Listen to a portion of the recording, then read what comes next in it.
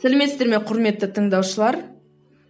Алматы мемлекеттік политехникалық колледжінің арнайы пән оқытушысы Бақытбекова Жансая Бақытбекқызы. Пәннің атауы компьютерлік желілер және желілік басқару. Бүгінгі өтетін тақырыбымыз кабельдік арналар. Деректерді тарату ортасына байланысты бөлінуі, яғни екі жолы бар. Бірінші жолы кабельдік арналар арқылы, екінші жолы сымсыз арналар арқылы таратылады. Өткен тақырыпта біз сымсыз арналардың қандай түрлері бар екенін қарастырдық. Қайталап кетсек, оны бірінші Bluetooth қанша аймақты қамтитын, ол жағын тоже білеміз. Екінші Wi-Fi, үшінші WiMAX, төртінші свет арқылы таралатын төртінші сымсыз арнамыз, бұл бізде Wi-Fi деп аталады. Енді бүгінгі тақырыпта кабельдік арналарды қарастыратын боламыз. Қандай түрлері бар және де қай кабель қандай қызмет атқаратынын білетін боламыз. Кабельдік арналар үш түрге бөлінеді негізгі. Бірінші витая-пара есулі қосақталған. Екінші коаксиальды кабель. Үшінші оптикалық талшық, оптоволокно, оптический волокно дейді. Енді осыларды бір-бірлеп айтып кетсек, витая-пара кабельдер бір немесе бірнеше сымдардың бірігуімен өрілген өткізгіштерден тұрады. Кабельдердегі электромагниттік кедергілерді бәсеңдету үшін өткізгіштерді бірі-біріне жұптап өреді. Бұл кабельдер арзан әрі кедергілерге төзімді. Тарату жылдамдығы 1000 мегабайт секунд. Бұндай кабельдерді жергілікті желілерде құруға қолданады. Осы мен айтып тұрған кабель, бұл бізде интернетте қолданатын, интернет компьютердің артына қосатын RG45. Сол кабель бізде витая-пара есулі қосақталған кабель деп аталады. Екінші коаксиальды кабель. Бұл бізде жергілікті желілерде қолданылатын кабельдің бір түрі. Оның тұрпаты бір-бірінен кигізілген цилиндрге ұқсайды. Ол мыстан жасалған, екі өткізгіштен тұрады. Кабельдің бұл түрі есулі қосақталған кабельдерге қарағанда әртүрлі кедергіге төзімді деректерді тарату жылдамдығы 50-100 мегабайт секунд. Байланысқа қабілетті ұзындығы бірнеше километрге дейін жетеді.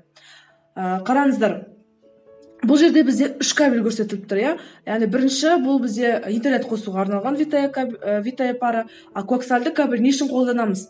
Яғни бұл кабельдер телевизорге антенна қосқан кезде, екінші видеокамера установить етеміз ғой, орнатқан кезде соның кабелі коаксиальный кабель, тағы да камера орнатамыз, сол сигнализация орнатқан кезде осы коаксиальды кабельді қолданамыз. Үшінші бізде оптикалық талшық, оптоволокно, шыны немесе пластикалық жіп. Оның қызметі деректерді тасымалдауда жарықтың таралу жылдамдығына негізделген оптикалық талшықпен байланысқан желі алыспен байланыс жасауда қолданылады. Негізгі ерекшелігі сигналдар жоғалмайды, бөтендер рұқсатсыз қосылмайды, деректерді тасымалдау жылдамдығы жоғары. Яғни 3 гигабайт секунд құрайды. Ең мықты кабельдердің бірі.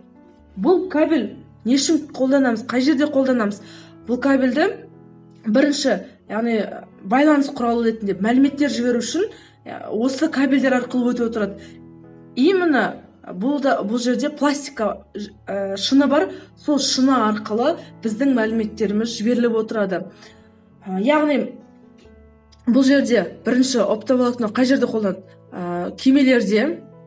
Бұның кемелерде қолданатын оптоволокноның ұзындығы 4000 метр.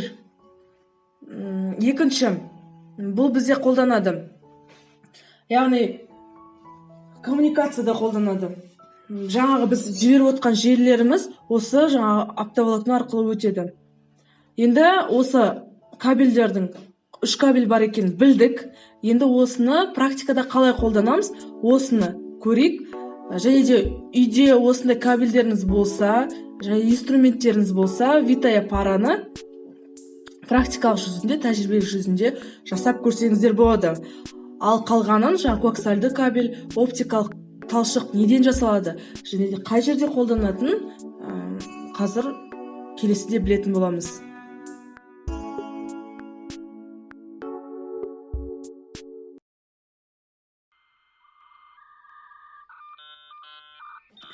Енді тәжірибелік жұмыста бірінші витая-параның қалай жасау керек екендігін көрсететін боламыз.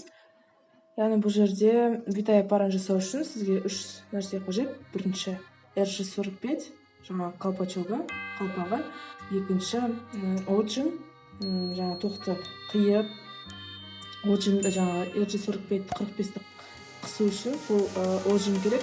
Екіншісі жаңағы витай аппарат кабельдің өзі керек. Енді бұл жерде егер өздеріңізде болса, осы тәжірибелік жұмысты қарастырып көрсеңіздер болады, қайталап жасап көрсеңіздер болады. Осы витай аппаратының негізі көп түрлері бар. 45, 59, 57, 58, 98 көптеген түрлері бар. Жаңағы түрлері өзінің атқаратын қызметтері бар. Оны тапсырмас кеткенде өткіземіз.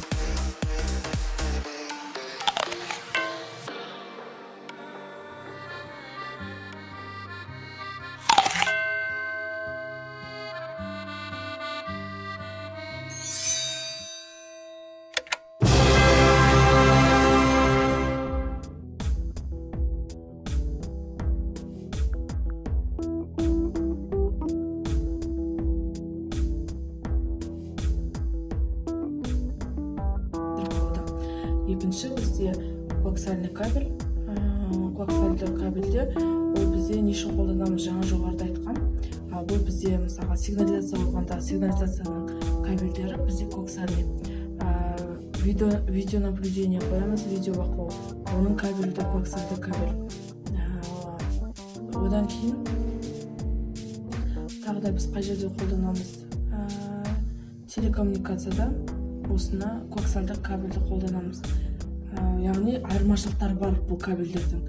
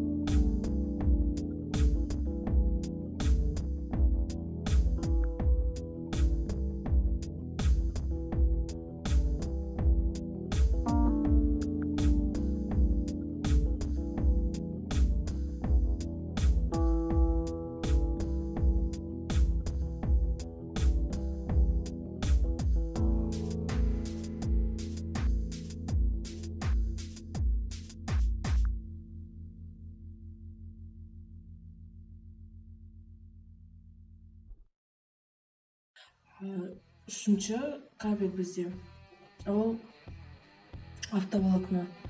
Ол өз атын айтып тұр. Оптический жаңағы шыныдан жасалады.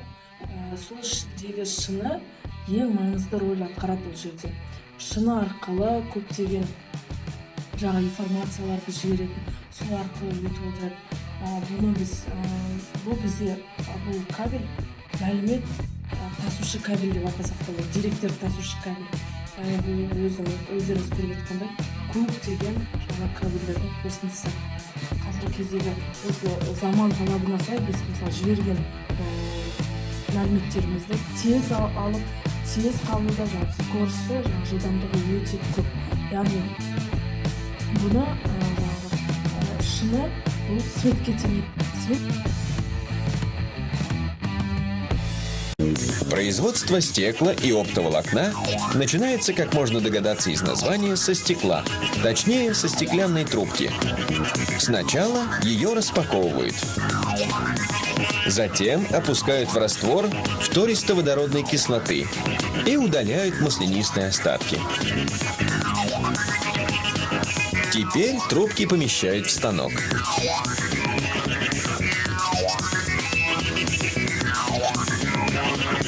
Они начинают вращаться и нагреваются водородно-кислородным пламенем.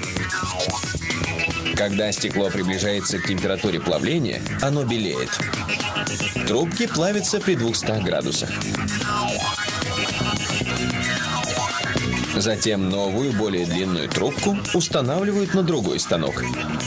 По мере вращения внутрь запускают смесь химических газов, а так называемая поперечная горелка разогревает систему. Газовая смесь содержит некоторые формы кремния, широко представленного в природе, и германия, сходного с оловом. Его используют как полупроводник в транзисторах и других электронных устройствах. Нагреваясь, газ вступает в химическую реакцию, в результате которой на внутренней стороне трубки остается белый налет. Под воздействием тепла налет плавится, формируя сердцевину оптоволокна. Стеклянная трубка станет его своеобразной кожей или оболочкой.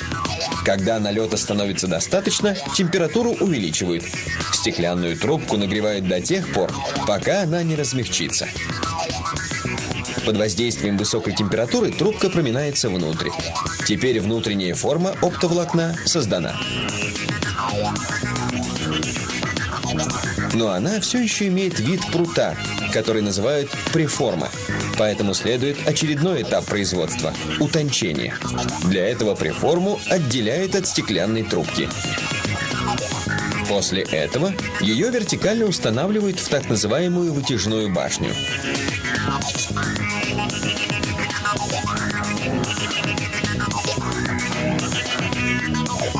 Печка вытяжной башни нагревает один конец преформы до 2000 градусов. Стекло размягчается и капает вниз. Затем мягкое стекло, словно резину, растягивают до тех пор, пока не получится тонкое стеклянное волокно. Этот процесс проходит под чутким надзором. Специальный прибор контролирует точность диаметра волокна. Он должен равняться 1/8 мм. Затем волокно проходит через ультрафиолетовые лампы. Здесь на него наносят акриловое покрытие. Наконец, волокно скатывается. Отсюда его отправляют либо потребителям, либо на производство кабеля. Оптоволоконные кабели – удовольствие не из дешевых, но они меньше и удобнее традиционных. Кроме того, оптоволокно не боится электромагнитного воздействия, а идущий по нему сигнал сложно перехватить, оставшись незамеченным. В основе этой технологии лежит простой процесс прохождения света через стекло. Но в итоге открытие привело к настоящему технологическому прорыву. Ведь благодаря оптоволокну можно передавать огромные объемы информации на большие расстояния за считанные секунды.